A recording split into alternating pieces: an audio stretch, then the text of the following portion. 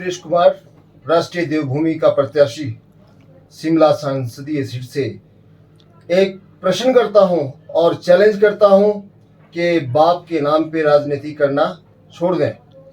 और श्रीमान सुरेश कश्यप से भी मैं एक चैलेंज करता हूं कि मेरे पास खुले मंच में आए। मैं पूछूंगा कि पिछले 5 साल आपने क्या किया। मैंने प्रश्न करना है जनता के दर्द का, जो मैंने जनता के बीच में जाकर दर्द महसूस किया है। आपने 5 साल खा लिए, क्या विकास किया है आपने सांसद जी? मैं आपसे प्रश्न करना चाहता हूं। यदि आप में कोई डर नहीं है तो खुले मंच पर आ जाएं।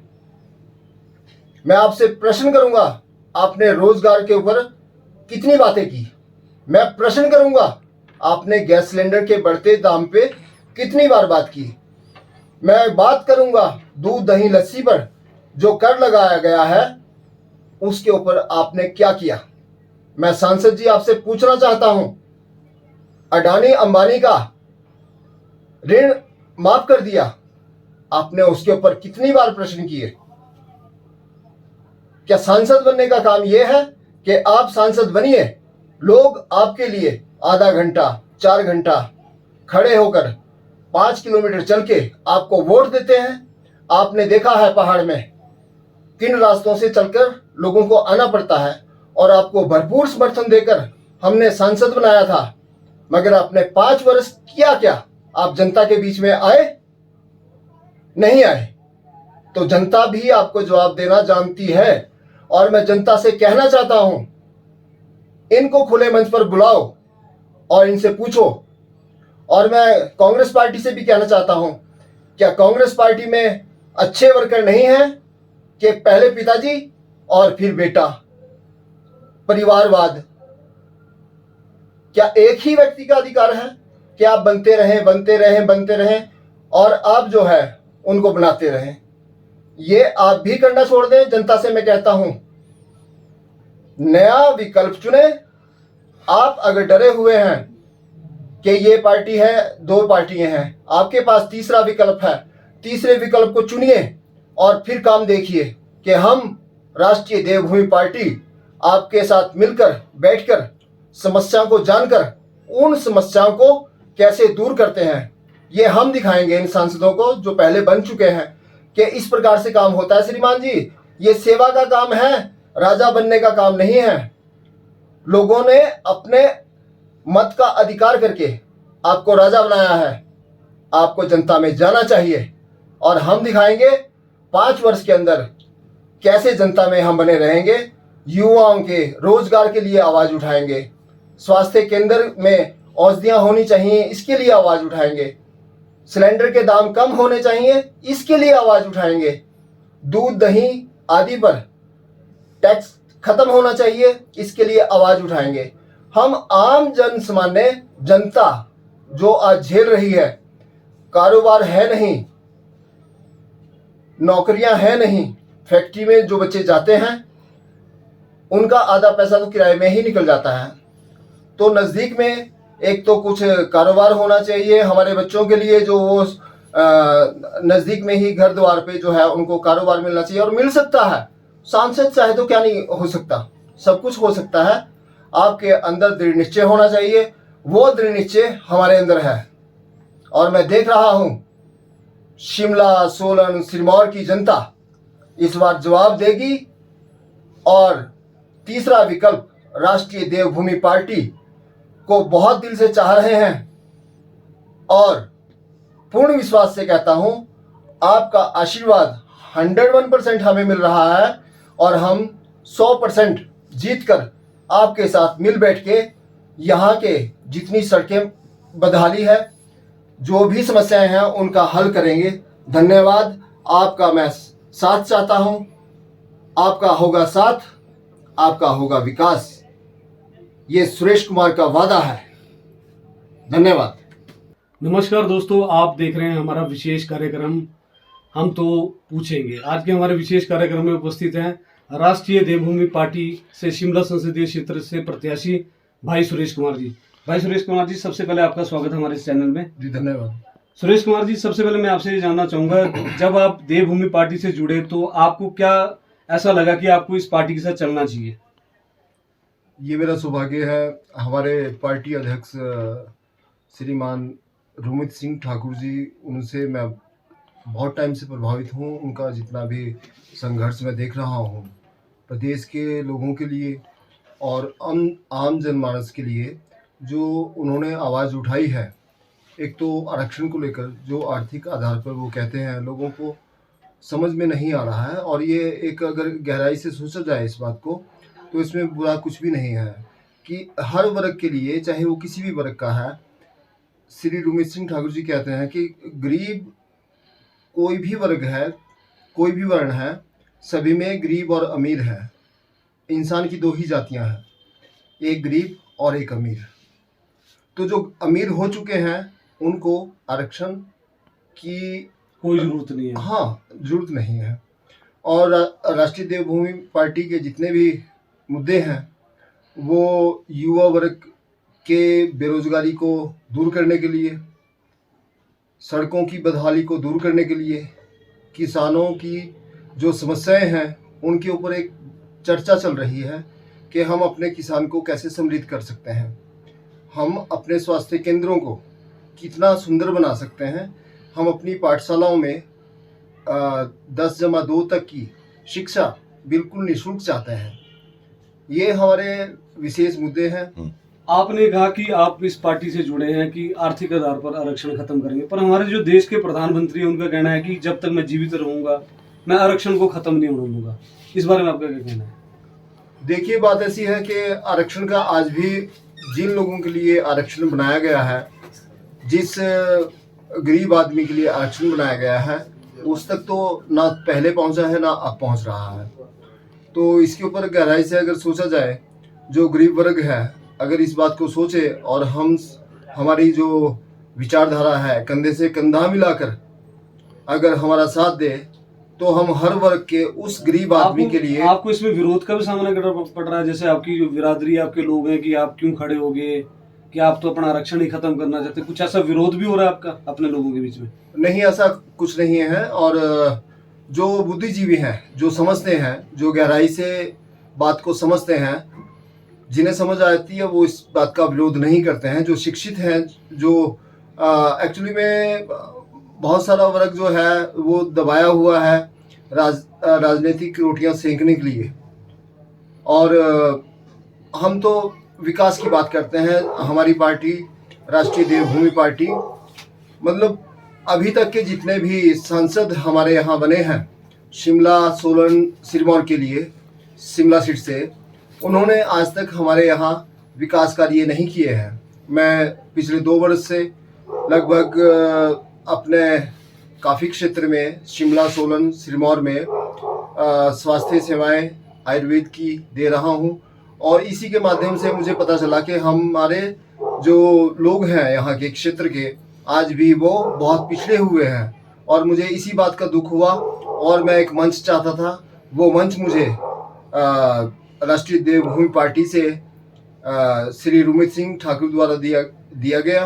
अब मैं आप सभी बुद्धिजीवी मत अधिकारियों को अपने मत का प्रयोग करने के लिए कहूँगा। मत का प्रयोग अवश्य करें और राष्ट्रीय देवभूमि को एक बार मौका दें।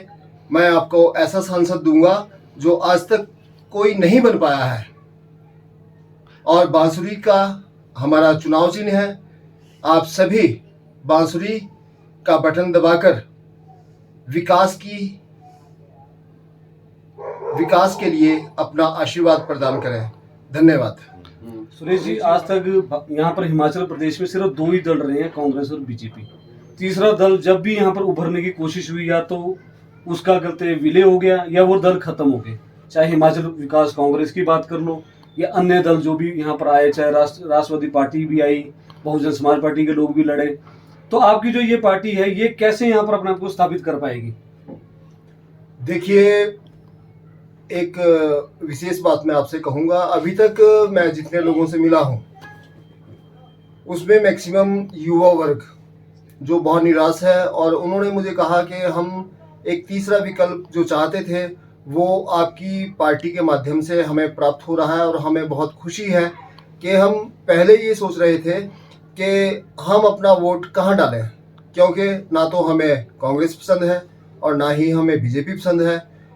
अभी मेरे क्षेत्र में शिमला, सोलन, सिरमौर में अधिकतर लोगों का कहना है कि पिछले 5 वर्षों से श्रीमान सुरेश कश्यप जी सांसद रहे हैं और हमने उनको भरपूर मतों से विजयी बनाया था, इसलिए कि वो क्षेत्र का विकास करेंगे। मगर मैंने जो खुद भी देखा है, लोगों की बात बिल्कुल सत्य है कि श्रीमान सुरेश कश्यप जी ने और जगह का विकास तो क्या करना था, उन्होंने अपने घर की जो मुख्य सड़कें हैं, आज भी मैं उन सड़कों से गुजर के आया हूँ, जहाँ 10 मिनट लगने हैं वहाँ 1 घंटा लगता है। तो मैं अपनी पार्टी के माध्यम से ये वचन देता हूँ कि मैं एक तो बेरोजगारी के ऊपर विशेष बात करूँगा, एक जो महंगाई बढ़ रही है उसके ऊपर भी विचार करूँगा, संसद में प्रश्न करूँगा, जो जो हमारे विशेष मुद्दे हैं, आम परेशानियां हैं लोगों की, और ख़ास तौर पे हमारे किसानों के लिए सड़कें अच्छी नहीं हैं तो वो फसलें जो उगाते हैं वो समय से मंडी में नहीं पहुंचती हैं और उनकी फसलें ख़राब हो जाती हैं, उनको पूरे दाम नहीं मिलते हैं। एक बीमार आदमी सही समय से स्वास्थ्य केंद्र में नहीं पहुंचने से आधे रास्ते में दम तोड़ देता है। तो विशेष तौर पे जो हमारा विकास है वो स्वास्थ्य केंद्र, विद्यालय और सड़कें, और किसान को समय समय पर ये बताना कि वो किस प्रकार से अपनी खेती को चमका सकते हैं। हमारे यहाँ खेती के लिए ज़मीनें बहुत हैं लोगों के पास, मगर पानी की व्यवस्था नहीं है। राजनेता चाहते, सांसद चाहते तो ये सब सॉल्व हो सकता था। 5 वर्ष का समय, 1830 दिन होते हैं। अगर एक सांसद 1500 दिन भी लगाता है योजनाओं को समझने में और योजनाओं को देने में, तो कोई भी क्षेत्र खुशहाल हो सकता है।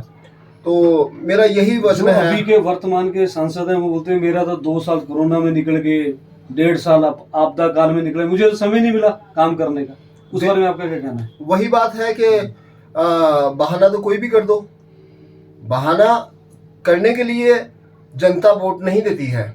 और जनता को भी मैं ये कहूँगा कि आपको प्रश्न करना जरूर बनता है, आपको प्रश्न करना चाहिए।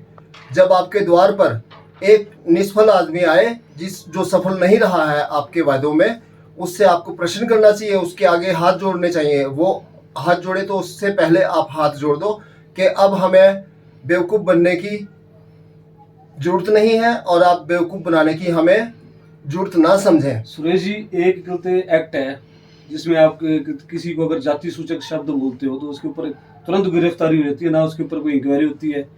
कि अगर आप सांसद बनेंगे तो उस एक्ट को हटाएंगे? ये जो जनता की जो परेशानी है, मैं आपसे पूछना चाहता हूँ कि क्या होगा उसमें, आप क्या करेंगे उसमें? देखिए, जितने भी कानून के नियम बने हैं उसमें बहुत सारी बार जो है ऐसे बहुत सारे लोग जो वो काम नहीं करते हैं उनको उस काम में फंसा दिया जाता है। इसमें कई निर्दोष लोग भी फंस जाते हैं ना, कि उन्होंने दुश्मनी निकालने के लिए कोई ना किसी को फंसा देगा, किसी ने मेरे को ऐसा बोला है, ये बोला। उसके बारे में कैसे करेंगे, उसको कैसे क्लैरिफिकेशन करेंगे, क्या होगा उसमें? हाँ, आपकी क्या सोच है उसमें? कानून में जो है अमेंडमेंट होना चाहिए, बदलाव होना चाहिए कि मतलब कोई आदमी जो बात कह रहा है वो क्या कितनी प्रकार से सत्य है। अगर वो सत्य है तो ठीक है, वो उसका जो है सजा का भोगी है, और अगर उसमें कुछ ऐसा नहीं है तो उसके ऊपर एकदम से कार्रवाई नहीं होनी चाहिए। हाँ, तथ्यों को जानना चाहिए। अगर कोई गलत करता है समाज का किसी भी वर्ग के साथ, तो उसके साथ जो है न्याय होना चाहिए। आपका जो गृह क्षेत्र बढ़ता है वो बढ़ता है नाहन से ही भाजपा के प्रदेश अध्यक्ष हैं डॉक्टर राजीव बिंदल जी। तो आपको क्या लगता है कि आप नाहन से गलते मार्जिन कितना रहेगा आपका? क्योंकि अगर किसी को प्रदेश अध्यक्ष के गढ़ से आप एक प्रकार से कैंडिडेट हैं पार्टी के जी, तो शुरुआत आपके अपने क्षेत्र से होगी, तो आपको क्या लगता है क्या मार्जिन रहेगा आपका वहाँ पर? हमारा मार्जिन शिमला, सोलन और सिरमौर। नहीं, मैं नाहन की बात कर रहा हूँ। नाहन विधानसभा से। नाहन से जो है मतलब जितने लोगों से मैं मिला हूँ उसमें मैं मानता हूँ कि एक तो श्रीमान सुरेश कश्यप जी के जो कार्यकाल से लोग खुश नहीं हैं, सांसद का घर भी वहीं पर है, उनके कार्यकाल से खुश नहीं है। दूसरी बात, मैंने भी एक प्रश्न किया था डॉक्टर बिंदल से, मैंने कहा सर आप वोट किसके लिए मांग रहे हैं? तो उन्होंने कहा मोदी के लिए मांग रहे हैं। मैंने कहा आप जो यहाँ का पात्र व्यक्ति है जो चुनाव लड़ रहा है उसका नाम तो लीजिए। कहते उसके नाम से कोई मतलब नहीं है, हम तो मोदी के लिए वोट मांग रहे हैं। तो मैंने कहा सर फिर आप जो है जानते हैं कि आपके जो सांसद पीछे 5 साल रहे हैं उन्होंने कोई काम नहीं किया, आप अच्छी तरह से जानते हैं, बुद्धिजीवी हैं आप। तो उन्होंने इस बात का कोई जवाब नहीं दिया। उन्होंने यही कहा कि मोदी जी के लिए वोट मांग रहे हैं, हम किसी और के लिए वोट नहीं मांग रहे हैं। तो हम जनता से ये प्रश्न करता हूं मैं कि जिसे आप वोट दे रहे हैं उसके बारे में 10 बार विचार करें, चाहे मैं हूं या अन्य कोई भी आपकी पसंद है। सोच समझ के अपने वोट का मत का प्रयोग करें। और युवा वर्ग जो इस समय पूरी तरह से शिक्षित है मगर उसके लिए रोजगार नहीं है, उसको ये बात सोचकर 10 बार सोच के वोट करना है। आपके पास इस समय तीसरा जो विकल्प है, आपको अपना रोष निकालने का पूरा मौका है, आपको अपनी बात कहने का पूरा मौका है कि आप अब ये जवाब दें भारतीय जनता पार्टी को, कांग्रेस को, कि आपने हमें शिक्षित होने के बावजूद भी कोई भी जॉब नहीं है, माता पिता परेशान हैं, लाखों खर्च होते हैं इस समय, मुफ्त में कहीं शिक्षा नहीं मिल रही है, बच्चे जा रहे हैं वो कोचिंग ले रहे हैं, कोचिंग लेने के बाद जब कुछ निकलता है। अब जब मुफ्त की बात चली पड़ी है तो जो भी सरकार के जो भी लोग हैं आज की डेट में, चाहे भाजपा के हैं, चाहे आम आदमी पार्टी के हैं, चाहे कांग्रेस के हैं, वो कुछ ना कुछ घोषणा करते हैं कि हम बिजली फ्री दे देंगे, हम ये बसों में औरतों को सफर फ्री कराएंगे। आपकी पार्टी क्या फ्री दे रही है हिमाचल को? देखिएगा मेरी पार्टी का लोग तो फ्री भी चाह रहे हैं, फ्री मिल जाए कुछ ज्यादा। मेरी पार्टी का जो विशेष मत है वो ये है कि हम लोगों को स्वाभिमान बनाए, ना कि स्वार्थी। और जो हम काम करने जा रहे हैं, अगर हमारी सड़कें अच्छी होंगी, हमारे विद्यालय अच्छे होंगे, हमारे स्वास्थ्य केंद्र अच्छे होंगे, हम समय पर, सड़क अच्छी होगी तो समय पर पहुंचकर अपनी नौकरी पे पहुंच सकते हैं, अपनी दिहाड़ी पे पहुंच सकते हैं। पैसा तो हम खुद कमा सकते हैं और कोई भी महंगी से महंगी चीज़ खरीद सकते हैं, पर इस योग्य हमें बनाए सरकार। और मुफ्त में देकर 5 किलो या 10 किलो, खैर देना कोई बड़ी बात नहीं है, जो दे रहे हैं तो जनता टैक्स भी दे रही है उतना, जो उन्हें मिल रहा है कोई ऐसी बात नहीं है। एक समय में 430 रुपए का सिलेंडर था और आज 1200 की जनता खरीद रही है, तो कितना राशन दे रही है सरकार? सरकार जो कुछ भी बोल रही है, हमारा जूता हमारे सिर। जैसे आम बुद्धिजीवियों का मानना है कि शिक्षा और स्वास्थ्य फ्री होना चाहिए। जैसे बड़े बाहर भी देशों में क्या होता है कि शिक्षा और स्वास्थ्य में ज़्यादा ध्यान दिया जाता है कि वही मेन है। अगर पढ़ेगा इंसान, ठीक है, अगर कोई बीमार हो तो स्वास्थ्य में, कोई गरीब है तो उसका इलाज फ्री हो। इस बारे में आपका क्या कहना है?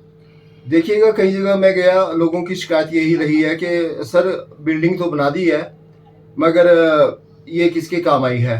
ठेकेदार को फायदा हो गया, बनाने वाले को। बिल्डिंग तो बन गई है, बच्चे भी हैं स्कूल में, मगर टीचर नहीं। मेरा कहना है कि शिक्षा और स्वास्थ्य फ्री होना चाहिए कि नहीं होना चाहिए? 100% ये तो मूलभूत सुविधाएं हैं, इसी से हमारे राष्ट्र का निर्माण होता है। अगर हम स्वस्थ हैं, हमारा स्वास्थ्य का जितना सेवाएं हैं वो बिल्कुल मुफ्त होनी चाहिए और हमारी शिक्षा बिल्कुल फ्री होनी चाहिए। गरीब से गरीब आदमी अच्छी शिक्षा प्राप्त करे। बिजली की जगह, राशन की जगह अगर ये चीज फ्री दी जाए तो देश कहां से कहां पहुंच सकता है? इस बारे में भी आपके विचार जो हैं क्या है? यही जो पार्टियां हैं ये यही नहीं करना चाहती कि हमारे यहाँ जो शिक्षा है उसका स्तर अच्छा हो। अगर शिक्षा का स्तर अच्छा हो गया तो जो इस समय फल फूल रहे हैं वो फल फूलेंगे नहीं, क्योंकि शिक्षित हो गए। शिक्षित होना ही तो राष्ट्र का निर्माण है। आप से मैं कहूँगा कि मैं ये आवाज़ उठाऊंगा कि शिक्षा, स्वास्थ्य ये बिल्कुल मुफ्त होना चाहिए हर आदमी के लिए। गरीब से गरीब आदमी का इलाज बिल्कुल मुफ्त होना चाहिए। सारी औषधियाँ जो आपका स्वास्थ्य केंद्र है वहाँ होनी चाहिए, घर द्वार पे होनी चाहिए। ये नहीं है कि आप यहाँ गांव में बीमार हैं तो आपको नाहन ही जाना पड़े, पौंटा जाना पड़े या चंडीगढ़ जाना पड़े। बहुत सारे लोग हैं 100 रुपये भी एक समय नहीं होते हैं, तो ये सुविधाएं घर द्वार पे मिलनी चाहिए। और ये निश्चित हो सकता है यदि आपका सांसद नेता सेवा भाव से सेवा करना चाहता है। तो मैं इसी उद्देश्य से कि मैं ये वचन देता हूं और काम करूंगा, 5 वर्ष काम करूंगा और ऐसा आपको महसूस कराऊंगा कि ऐसा सांसद होना चाहिए। जिसके मन में जनता के प्रति प्रेम हो, जिसके मन में जनता के परेशानियों को देखा हो। ये वही आदमी कर सकता है जिसने ज़मीन से उठा हो। जो पैसे वाले हैं, अब लोग बोलते हैं कि श्रीमान सुल्तानपुरी जी खड़े हैं, विनोद सुल्तानपुरी जी, तो मुझे तो बुजुर्ग भी कहा करते थे और लोग भी बोलते थे कि श्रीमान केडी सुल्तानपुरी जी हुआ करते थे। खैर हमने तो देखा नहीं है, हमारी इतनी उम्र नहीं है कि जी वो बोला करते थे कि मेरे तो हाथ की लकीरों में जो है ये बनना है। और उस समय ऐसा चलता था कि लोग करते थे कि कांग्रेस को वोट दे दो जी, केडी सुल्तानपुरी कौन है, हमने नहीं देखा तो कोई बात नहीं, दे दो इसको। अब उनके श्रीमान पुत्र विनोद सुल्तानपुरी जी, मैं समझता हूँ कि मतलब ये क्या राजनीति है कि बापू भी ले रहा है, आगे बेटे को दे दो। अरे इतना जनता को बेवकूफ़ समझा हुआ है क्या कि वो आपके कहने से जो है आपको ही चुनते रहेंगे। एक नए व्यक्ति को भी अवसर मिलना चाहिए। और आप सब बुद्धिजीवियों को मैं ये हाथ जोड़ के कहता हूँ कि आपके पास तीसरा विकल्प है अपनी बात कहने का, अपना गुस्सा निकालने का। अगर आपको भाजपा और कांग्रेस के प्रत्याशी पसंद नहीं है तो आपके पास तीसरा विकल्प राष्ट्रीय देवभूमि पार्टी का है, जिसकी विचारधारा को आप जानें, जो हमने अपने निवेदन पत्र में डाली है। यदि आपको पसंद आती है तो आप 10 व्यक्तियों तक पहुंचाएं ताकि हम क्षेत्र का विकास आप सब के साथ मिल बैठ के करें। धन्यवाद। हमारे से बात करने के लिए सुरेश कुमार जी बहुत बहुत धन्यवाद जी, बहुत बहुत शुक्रिया। और फिक्र हमेशा मेरे साथ रहता है। भूषण ज्वेलर्स, अनमोल रिश्तों के लिए।